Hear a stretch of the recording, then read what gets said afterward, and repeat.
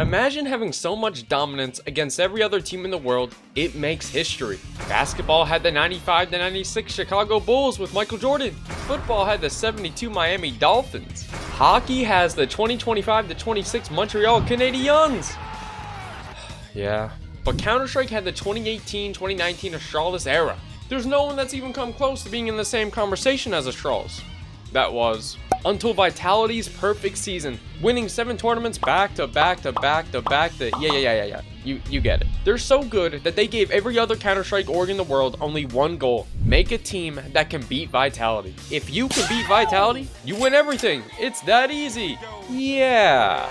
But how do you make a successful Counter-Strike team? Well, it's a lot like finding a fine shit that you can fuck with. There's trial and error, replacing almost every role on your team, including the damn coaches, hoping something works. There's calculated risks, scouting for an undervalued up-and-coming talent that can take your team to the next level, or pick up another man's trash, as that could be your treasure.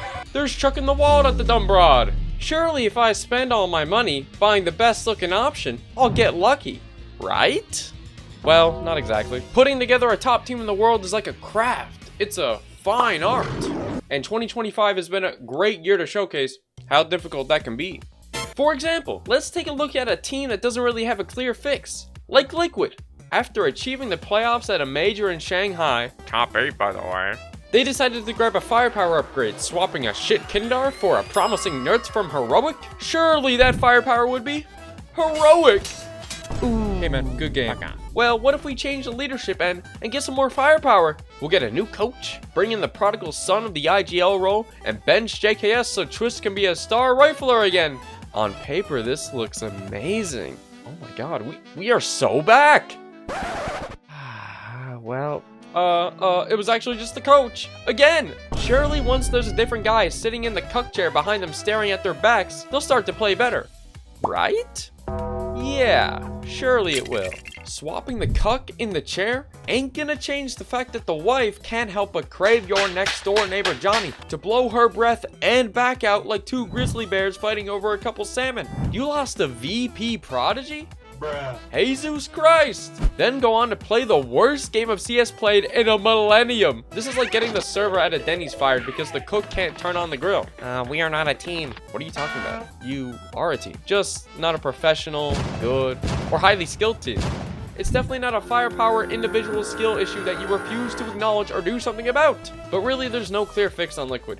You can make an argument for any player on the team. Yeah, sure, you guys have looked a lot better against Vitality recently, but a broken clock is right twice a day, ain't it? Shit will stick to the wall, won't it? That stripper from last Saturday's gonna call me back, right?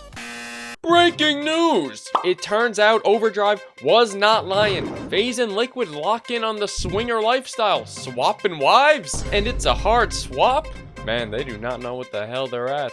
Well then, what does a good rebuild in a team actually look like? Well, let's take a look at Furia. After failing all year as an all-Brazilian lineup, 2 changes would come to bring Furia back into the spotlight. The first being a Yakindar Liquid and everyone else had written off, didn't believe in, and frankly, it was valid. Then the biggest change would follow. Fallen would drop the op to a promising young opper from Kazakhstan that nobody really talked about, Maladoy. These 2 events would bring back glory to Brazilian Counter-Strike. Right off the bat, they made it to semis, coming in 4th at Astana, and since have brought Furia from barely being a top 20 team to being a top 5 team in the world. The last time Furia was a top 5 team in the world, Simple was still the best player in the world. Damn. They made it to the major stage in Austin. They made it to the Cathedral. And then they would go on to beat teams like the Falcons and the Mongols for the org's first ever trophy in years. And would you guess who got the first MVP of their career? Magadoy. And it didn't just stop there, as they would go on to get their 2nd trophy of the year, the 2nd trophy they've had in years at the Thunder Pick World Championship, coming back down 2-0 in a BO5. I'm pretty sure this team is the first team to ever come back from being down 0-2 in a BO5 in Tier 1. But look at the teams attending the event. It's really like a Tier 3 event. Man, shut your bitch ass up. But how did this all come to fruition? Well, Yakindar found his individual prowess again. Magadoy brought the Holocaust to Tier 1, dunking on oppers that have been here for much, much longer. Falling on the rifle has been great. Everything on this team seems to be working like the joints of a buff, nerdy, and hungry blue-collar man. Everything is clicking. Pieces are moving in a way no one could have predicted.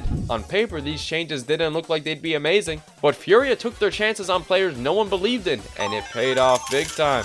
This is how ball knowledge can bring a team back from the dead. I know it's easy to say Furia has ball knowledge, whereas Liquid doesn't in hindsight. But Liquid also went through 3 coaches, a new IGL, and like 4 riflers. I wouldn't exactly say Liquid is running on ball knowledge right now. But let's say, you say, fuck them kids. They ain't going to college. Take out a second mortgage and scramble together enough money to fund a generational team of the hardest hitting players unethically farmed money can buy. A heroic core, the greatest rifler of all time, and an anchor that will tell you stories about the good old glory days. Oh shit, they can do something. This is working pretty good. Yeah, sure, we had a few bumps in the road, but a second place finish alongside the org's first trophy? I'd say that's a great start. But I want more. I need more. Let me think. Oh yeah! My Opera did just grab his first ever MVP medal and secure the org's first ever trophy. I should lay him off! Let's grab the baby goat, the yellow flash. It's nothing personal. Off of this, they would grab 2 grand finals, making that 3 in a row now. Soon they'll be winning everything. Dallas comes, and it's a semis fail in an IEM event. It's just an appetizer for the main course. The Austin Major. Nico's days of being the greatest player to never win a major are over. With a project fund of 11 million barrels a day, no one will stand a chance. The vitality streak is over. Huh? We bombed out nearly going 0-3, only being able to beat OG? We need more money. We need another star. The Falcons would quickly pick up Kyosuke, acting like he was Donald Trump. Please save me, Donald Trump, please. And it kind of worked. He did amazing? Huh? Why didn't this work out? Let me see. Oh, their other $15 million investment stopped working? Yikes. After that, they would come in third at their own event.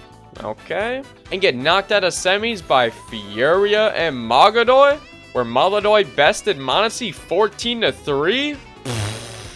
And it looks like he took that personally. As the Falcons entered ESL Pro League, we got to witness Prime Monesi back, which would go on to almost single-handedly carry them to the grand final. On top of that, y'all destroyed Vitality in that last BO3 for 3rd place at the World Cup. Surely the money's back in the bag. Oh my fucking god. I mean, progress has showed, but it's nowhere near the peak you guys hit earlier in the year without your shiny new toy. And for you, young man, don't dunk. Alright. But at the end of the day, it doesn't really matter how many tournaments you win. You're never going to recover from the debt you gave yourself.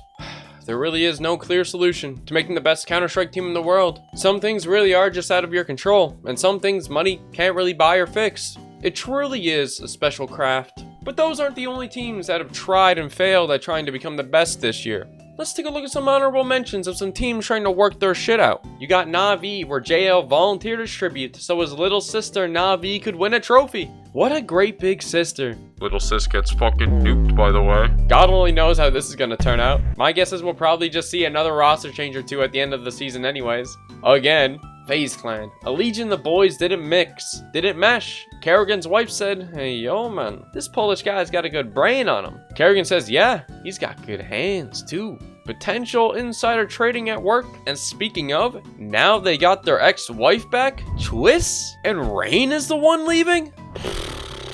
That is going to be, yeah, interesting, to say the least. Spirit dropped Magics for Zwei, win 2 tournaments back-to-back. Then they fall off the wagon, landing in the dumps. Now Tenier is filled in for Zontix, who appears to be on a break for an undisclosed amount of time. It will be very interesting to see how this plays out. Also, Holy Aura. And that jersey's fire. Jesus, that may be my favorite jersey ever made. Astralis dropped Kitty in for Hooksy, found immediate success at Astana, and went back down to mid and ass. Still better without Katie, though. G2, recovering from the Nico and Monesi departure, get rid of Hades, Snacks, and Taz, pick up some Pius, Mattis, and Saw, while also making Hunter the IGL. G2 has experienced 9/11 and the housing crisis all in 1 year, but they came back stronger than anyone could have anticipated, winning Blast London against Vitality. Then they get knocked out in semis at FISSURE and don't make it to the playoffs at ESL. Who knows what's up with this team, honestly. Then you got Wildcard. These motherfuckers apparently use ChatGPT, and I believe it. What the hell is this? Thank you for watching though. Let me know what are your thoughts on how some of the teams have built up their roster this year. What moves do you hate? Which moves do you love? Please do not comment or engage with this video at all, like liking and subscribing. That would be terrible. For real though, thank you so much again. Slide in the Discord, Twitch, it's all down below if you want to check it out. I recommend it. And remember, take care of yourself. Remember that you are loved and worth somebody's time and effort. Peace out, baby girl.